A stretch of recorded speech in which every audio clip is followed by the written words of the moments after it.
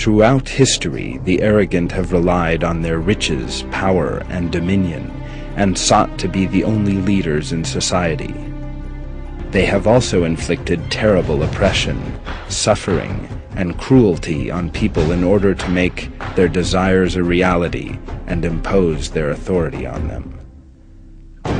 So arrogant were they that this state led them to rebel against God and his messengers, and even to declare their own false divinity. God is surely beyond that. One can see how the leaders of the arrogant, who have existed in every age, have waged an open struggle against God's verses and messengers and against believers.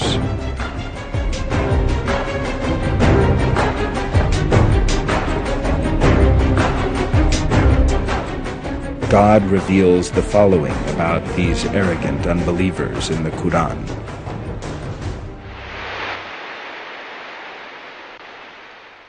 Certainly, those who argue about the signs of God without any authority having come to them have nothing in their breasts except for pride, which they will never be able to vindicate.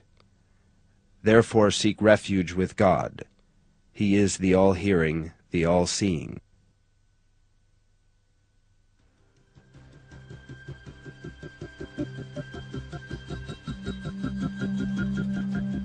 The fate of these arrogant unbelievers from history, both in this world and the next, is set down in the Quran as a deterrent to others. One of these cruel unbelievers who rose up against God in his arrogance was the ancient Egyptian ruler, Pharaoh.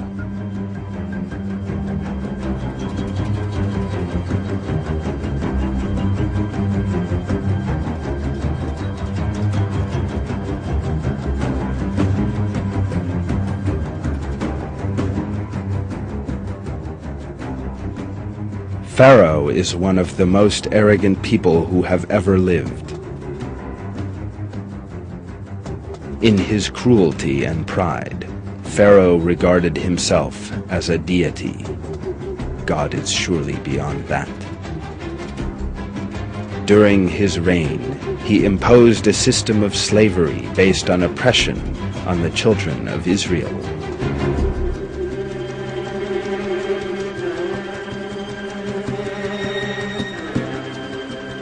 He also brought his people to believe that he was the only Lord of all the lands of Egypt and of the river Nile. Goods, property, and descent were Pharaoh's criteria of superiority.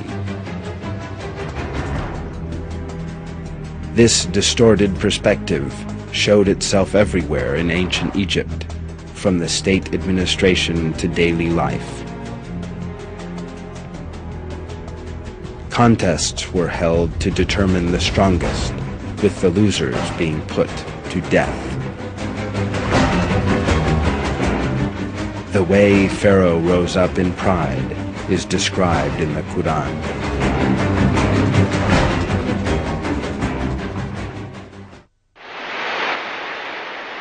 Pharaoh called to his people, saying, "My people, does the kingdom of Egypt not belong to me? Do not all these rivers flow under my control? Do you not then see?"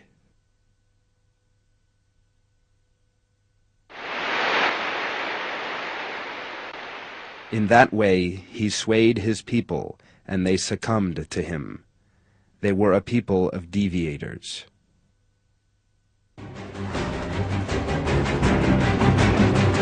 Pharaoh and his closest circle became so arrogant as to refuse to recognize God and his messengers. So arrogant were they that they even mocked the messengers and verses of God.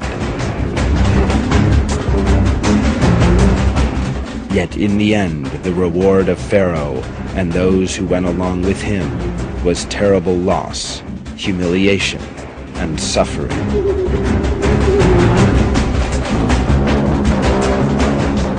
Not only did Pharaoh lose all his wealth, and sovereignty and riches, but he was also condemned to eternal suffering in the hereafter. Pharaoh's end, a lesson to us all, is described in these terms in the Quran.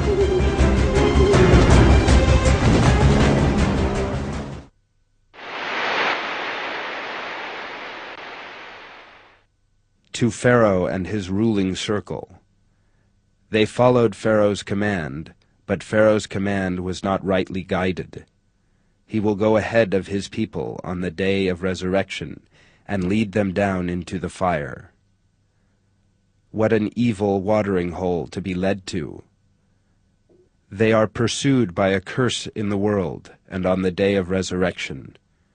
What an evil gift to be given!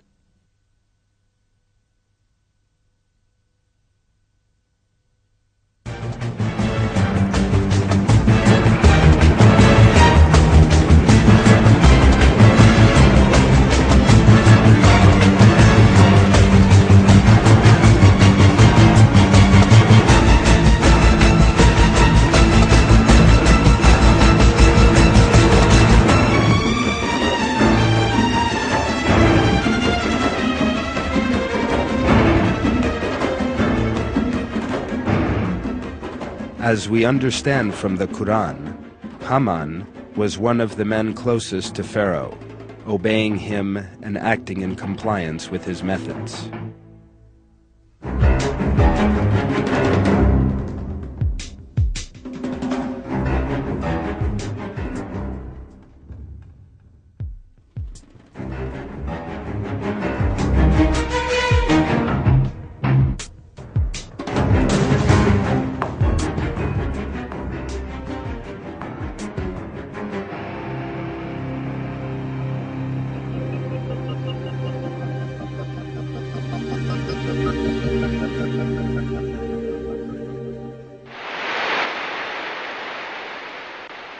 And Karun and Pharaoh and Haman. Moses came with the clear signs to them, but they were arrogant on the earth.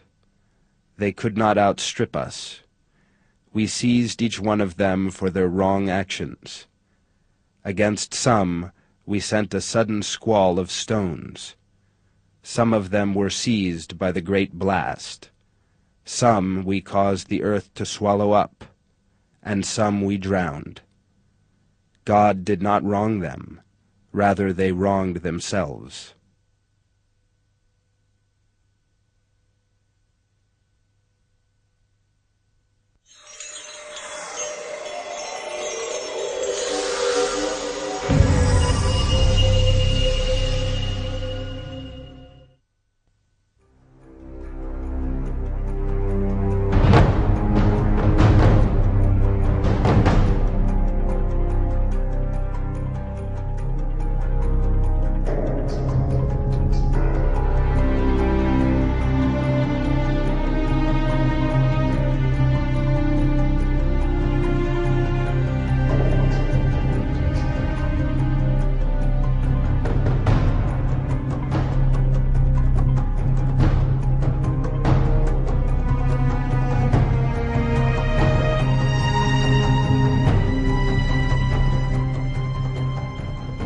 Karun was another of those who, in his arrogance, fought with Pharaoh against Moses. The basic factor behind Karun's arrogance was his wealth.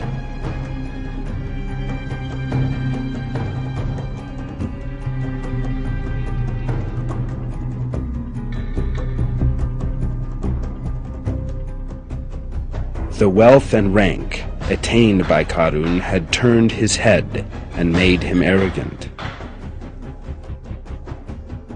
His arrogance led him to imagine that he had been given these things because he possessed certain superior qualities.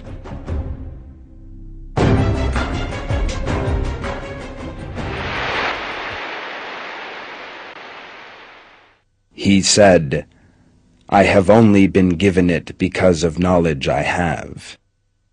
Did he not know that before him God had destroyed generations with far greater strength than his and far more possessions? The evildoers will not be questioned about their sins.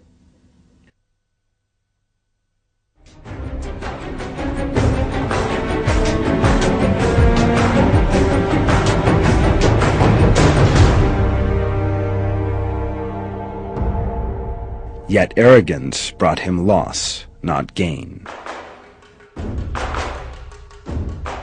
Because God destroyed the wealth that caused his arrogance and caused people who lived far from religious moral values to admire him.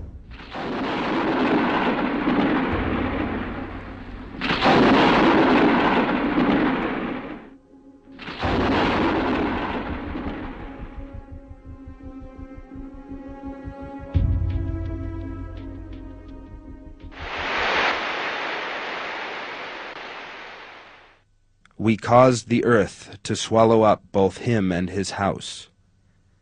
There was no group to come to his aid besides God, and he was not someone who is helped. Those who had longed to take his place the day before woke up saying, God expands the provision of any of his servants, he wills or restricts it. If God had not shown great kindness to us, we would have been swallowed up as well. Ah, truly the unbelievers are not successful.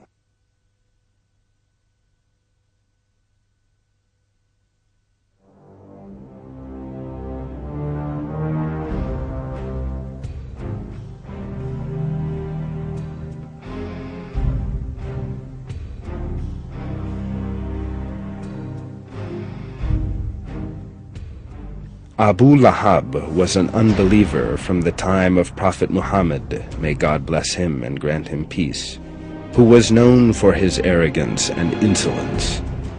The Quran informs us that he and his wife were repaid with hell for their evil doings in this world. They will be greatly humiliated with the punishments they receive. The situation of Abu Lahab and his wife is of enormous importance as a deterrent to those who come after. This is what is revealed about them in the Quran.